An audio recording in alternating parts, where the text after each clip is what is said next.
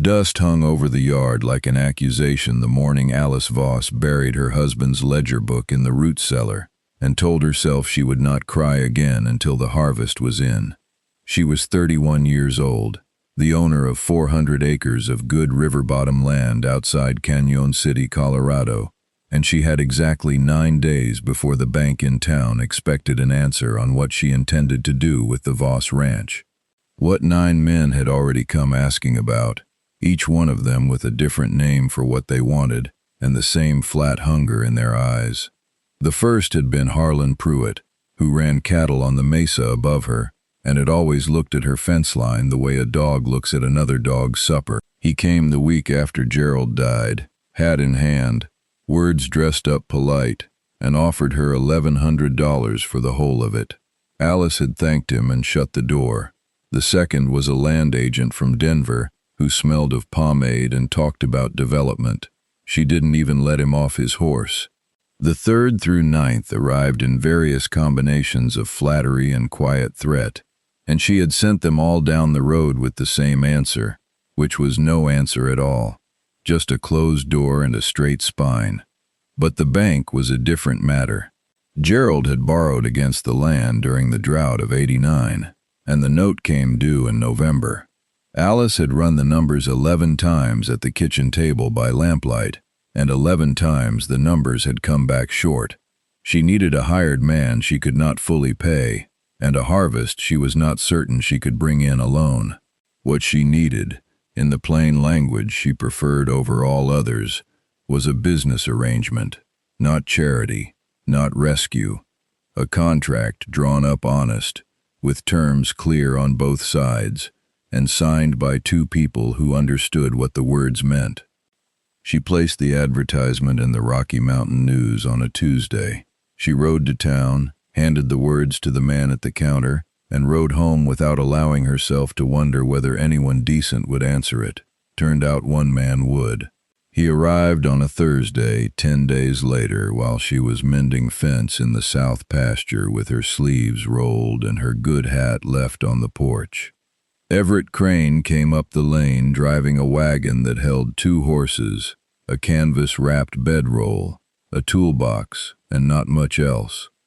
He stopped the wagon at the gate, stood up on the board, and looked at the spread of land before him the way a man looks at something he respects but isn't sure he deserves.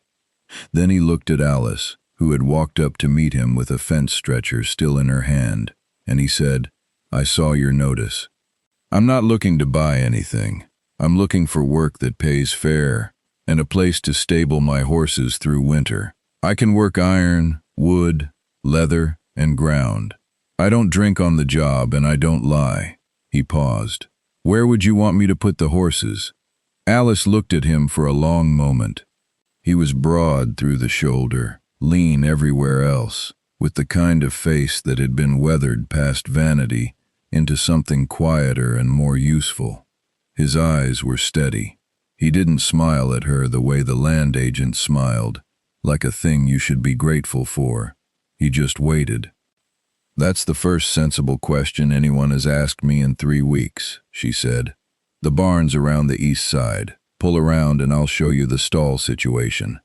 He nodded, sat back down, and clicked the team forward. Alice walked beside the wagon. She wasn't yet sure he was the answer, but he was, she thought, at least a question worth examining. She showed him the barn and the stall situation, and the state of the east fence, and the inventory of seed she had left over from spring. She showed him where the broken pump handle had been repaired with wire and needed a proper fix, and she showed him the south pasture gate that swung wrong on its hinge. She did this the way she showed everything, directly, without apology, without pretending things were better than they were. If the man was going to agree to anything, he was going to agree to the truth of the place. Everett walked through it all with his hat pushed back on his head and asked questions that were practical and specific. How deep was the well? What was the quality of the soil in the lower field? Had the roof of the barn been tarred this season? He did not express sympathy about Gerald or offer encouragement about the harvest. He looked at what was real. In the house, Alice put coffee on and set the agreement she had written out in longhand on the table between them. She had been deliberate about every word of it. He would have the use of the small room at the back of the house and stalls for his 2 horses. She would provide meals and a small monthly wage from the egg and butter money, which wasn't much. He would work the land through the harvest and through winter maintenance, and they would split whatever profit cleared above the banknote. If, by the following spring, the arrangement hadn't suited either of them, it ended clean with no obligation. She had written the last clause herself and was proud of it. Everett read it the way she'd written it, carefully, without rushing, going back twice over the wage section and once over the clause about ending clean. Then he set it down. "This is a fair document," he said. "I tried to make it fair," Alice said. "You did." He looked up at her. "I'll sign it, with one addition, if you'll allow it." She kept her expression even. "What addition?" "The horses," he said. "My team is mine, regardless of how the arrangement ends. I want that written in." Alice almost smiled.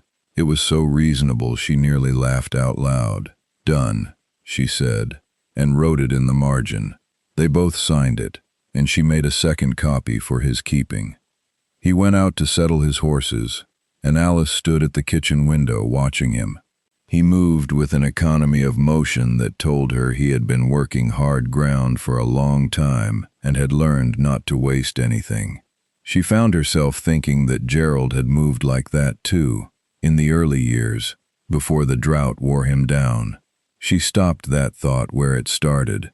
Gerald was gone, and this was a contract, and contracts were not sentiment. She turned back to the stove. Supper that first night was beans and cornbread, which was what she had. She put it on the table and sat down and passed him the bread without ceremony. He said thank you and ate. They talked about the schedule for getting the last of the corn in before the cold came down from the north. It was not a warm conversation exactly, but it was a useful one, which Alice had come to value more than warmth. The word in Canyon City traveled, as words did, and it traveled fast. By Sunday, 3 women at the church social had asked Alice in carefully casual tones what manner of man she had taken on at the ranch, and whether she thought that was entirely wise, a widow alone out there with a hired hand and no family nearby. Alice answered each one of them the same way. She said she had a signed contract and the man did good work, and she did not see that it was a subject requiring further discussion. This closed 2 of the 3 conversations outright. The third woman, Nell Hargreaves, who ran the dry goods and genuinely meant kindness under all her asking, said only, "Well, he was at church this morning and sat in the 3rd pew and didn't fidget, which is more than most men manage." Alice hadn't known he'd gone to church. She filed that information away without comment. In the fields, Everett worked with the consistency of weather. He was there before she was in the mornings, and he worked until the light gave out, and he did not need to be directed twice about anything. He figured out the pump on his own and fixed it properly with a new handle he shaped from a piece of ash he found in the woodshed. He rehung the south pasture gate with new hardware he brought back from town on his own account. And when Alice asked him what she owed him for the hardware, he said, "It's part of the work. The work's covered in the contract." She was not used to men who kept their word without requiring acknowledgement for it. October came in hard and dry, and the harvest pushed them both to the edge of what they could do in a day. They were in the fields from gray dawn until dark, and Alice found herself relying on the rhythm of his presence, the way you rely on a good fence. Not because you think about it, but because the ground holds when it should. One evening she brought supper out to the field, just biscuits and cold meat and a jar of water, because there wasn't time to go back to the house, and Everett ate standing up at the end of a corn row, looking out at the acreage they still had to get through, and said, "We'll make it." "You sound certain," Alice said. "I've been in tighter fields," he said. Ground this good doesn't let you lose. She looked at the field too. Gerald had loved this land with an emotion that sometimes made him careless of it. Everett looked at it the way you look at something you intend to keep working at correctly. She wasn't sure which kind of loving was more useful, she thought, standing there with the cold coming down off the ridge, that it might be the second kind. The night the first real hard frost threatened, Everett moved through the barn until past midnight, laying extra straw over the root vegetable cache they'd set up in the lean-to, covering the last of the squash rows with burlap he cut and staked himself. Alice heard him from the house, heard the movement and the low sound of him talking to his horses the way you talk to something you trust, and she lay in bed and thought, he is the kind of man who works in the dark when the work needs doing, and tells no one about it afterward. That was when she started, very quietly, to be afraid. Not of him, of herself. Harlan Pruitt came back in October, and this time he did not come alone. He brought 2 men from his outfit, big and easy in the saddle, and he didn't come to the door. He pulled up in the yard and waited until Alice came out, which was a deliberate discourtesy. He wanted her to feel outnumbered. He smiled at her from his horse and said the offer was now 900, not 1100, because the place was showing wear, and he was doing her a favor by buying before winter made it worse. Alice stood on the porch steps and looked at him. I'm not selling, Harlan. You're going to lose it to the bank by spring, he said. Better me than them. Neither, she said. Good morning. He didn't leave right away. He sat there another half-minute, looking at the place, looking at her, and his men were very still the way men get when they're watching how something might go. Then Everett came around the corner of the barn with a fence bar across his shoulder and a calm expression on his face that had nothing welcoming in it. He didn't say anything. He just stopped and stood where he was and looked at Pruitt's men with exactly the quiet attention you give something you have already decided how to handle. Pruitt glanced at him once and then looked back at Alice. You think about the offer, he said. I have, Alice said. Good morning. They rode out. Everett set the fence bar down against the wall of the barn and went back to his work, without a word spoken between them about any of it. Alice went inside and stood at the kitchen window with her hands flat on the counter and breathed. He had not needed to say a thing. He had simply been there, solid as the fence posts he spent his days repairing. She pressed her forehead to the cool glass of the window for just a moment and allowed herself to understand that she was not as alone as she had been in September. Then she took her hands off the counter and made a pot of coffee and got back to work. There was a thing that happened in early November that Alice did not plan for and could not have designed. She had been sick for 3 days, a chest cold that came in fast and hit her hard, and Everett had taken over the morning chores without asking and brought her soup at noon on the second day, a plain broth with a heel of bread set on the side of the bowl, and left it on the small table beside her chair without conversation because she had been asleep. She woke to find it there, still warm, the bread already buttered. She sat and ate it in the gray light and thought, he buttered the bread. It was such a small thing. It was the smallest thing in the world. She thought about it all afternoon, which she told herself was because she had a fever. On the 3rd day she came out to the kitchen to find that he had mended her good wool coat, which had a torn seam at the left shoulder she'd been meaning to fix for 2 months. It was folded over the back of her chair with the seam repaired in stitches, so small and even she had to hold it to the light to see them. She stood there holding the coat for a long moment. When he came in for the noon meal, she said, "You sew." "My mother taught me," he said. "It's a useful thing to know." "The stitches are better than mine," she said. He looked briefly like he might say something, and then thought better of it. He poured his own coffee and sat down. The quiet between them had changed by then. It had become a different kind of quiet, not the careful distance of the first week, but something closer to ease, like the quiet of a house that has been lived in and knows you. Alice hung the coat on its hook by the door and told herself she was simply grateful for the practical help. But she brought out the second chair from the storeroom that evening and put it on the porch, and when Everett came in at dusk, he saw it there and sat down in it without comment, and they watched the last of the light go off the ridge together. She could feel that he understood what the chair meant. She could feel that he was being careful about it, giving her the room to mean it or not mean it, whichever she needed. She meant it. She just wasn't ready yet to say so in words. Harlan Pruitt's final move came the second week of November, and it was neither subtle nor gentlemanly. He had, it turned out, been talking to the bank in town, to a man named Greer who handled the notes, and had made some private representation to the effect that Alice was mismanaging the Voss estate, that the harvest had been poor, and that the bank ought to accelerate the note. Alice found this out from Nell Hargreaves, who heard it from her husband, who dealt with Greer about his own accounts, and who said the bank was considering a meeting.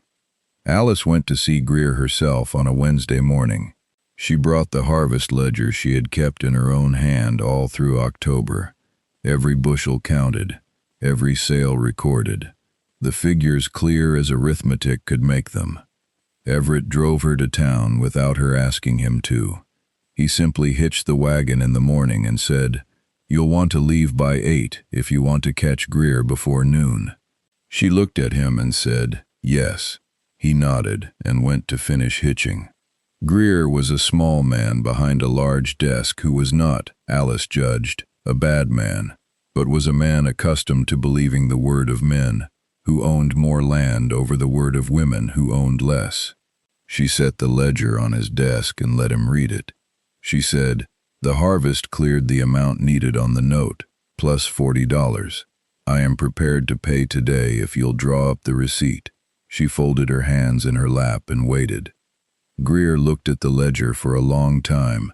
He looked at her. He said, "Mrs. Voss, there were some representations made to us by—" "I know who made them," she said. "Here are my numbers. If his are different, he is wrong, and I believe you can read a ledger as well as any man in this county." She paused. "Can't you?" Greer straightened in his chair and said that he could. And indeed the numbers were quite clear, and he would have the receipt drawn up directly. Everett was waiting on the wagon outside. She climbed up and handed him the receipt without a word, and he read it and handed it back and said, "Good." The single word sat between them like something solid.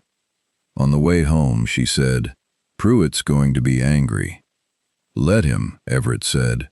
"Anger doesn't change arithmetic." Alice looked out at the road ahead of them, the cottonwoods bare now, the sky, enormous and cold and blue above the ridge. She thought about 9 men who had wanted the ranch and come at it sideways with hunger in their eyes, and 1 man who had asked where to put the horses and then simply shown up every morning and worked.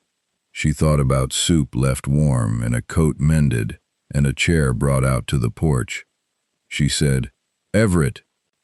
"Yes," he said. She thought about the contract and the clause about ending clean in spring. She thought about how much she had come to rely on the rhythm of his presence, on the steadiness of him, on the way he talked to his horses in the dark when the work needed doing, and told no one about it. She thought about how frightened she had been in September, and how much less frightened she was now, and how that had happened not through any promise or declaration, but through one small act at a time. "The contract has a clause," she said. "It does," he said. "I'd like to discuss changing it," she said. She kept her eyes on the road, not the wages, not the horse provision. That stays, but the part about ending clean in spring. Everett was quiet for a moment. The horses moved steadily on the frozen road, and the cottonwood branches made their dry sound in the wind. Then he said, "What would you change it to?" She turned and looked at him. He was watching the road the way he watched everything, directly, without performance, with the full weight of his attention. She thought he was the most useful person she had ever known, and she thought that was not all she thought, and she thought it was time to be honest about that. Something that doesn't end in spring, she said. He looked at her then, and whatever was in his face was something she recognized, because she had felt it herself these past weeks. That careful tending of a feeling you aren't sure you're entitled to yet. He said, "I'd sign that version." His voice was quiet and certain. "I'd sign it without a second reading." Alice faced forward again. The ranch came into view around the curve in the road, the bare cottonwoods along the fence line, and the gray barn and the house with smoke already rising from the chimney because they'd banked the fire that morning. It looked like what it had always been, 400 acres of good river-bottom land, hard won and honestly kept. It looked, too, like something more than that. It looked like a place two people had been tending together, and might tend together for a good long while. "We'd need to see the preacher," she said. "Next Sunday's soon enough," he said. "It is," she said. They rode the rest of the way home in the easy quiet that had become the best thing about their days, and when they pulled into the yard and Everett climbed down and came around to hand her down from the wagon, he held her hand a moment longer than was strictly necessary, and Alice let him, and she thought, a contract is just the beginning of a thing. What a thing becomes depends on the work put into it, day after day, honestly and without complaint. She went inside to start supper. He went to see to the horses. This was how it had always gone, and would go, and she found she was glad of it. The preacher in Canyon City, a plain-spoken man named Brother Aldous, performed the ceremony on a Sunday in late November, with Nell Hargreaves and her husband as witnesses, and Everett's horses waiting outside without complaint, because the day had turned bright and mild in the way November sometimes does in Colorado, as if it knows you need the grace. Alice wore her good wool coat with the repaired seam and carried a small bunch of dried grass flowers that Nell had tied with a blue ribbon. Everett stood at the front of the church in a clean shirt and looked at Alice the way she'd seen him look at good ground, like something he intended to tend correctly and for a long time. Harlan Pruitt did not come to the ceremony. It was agreed by everyone present that this improved it considerably. They drove home together in the wagon, the same wagon he'd come up the lane in when she first saw him, and the horses moved steadily in the afternoon light, and nothing had been said that wasn't meant, and everything that needed doing was still ahead of them. That is the kind of marriage worth having. Now, if you've found your way to this story, you know something already, that the right person doesn't always arrive with grand words and promises. Sometimes they pull up in a wagon and ask a practical question, and everything else follows from there. Everett didn't come to Alice with sentiment. He came with steady hands and an honest signature, and love built itself out of that, one mended seam and one bowl of warm soup at a time. That is how the best things are built, not all at once, but faithfully.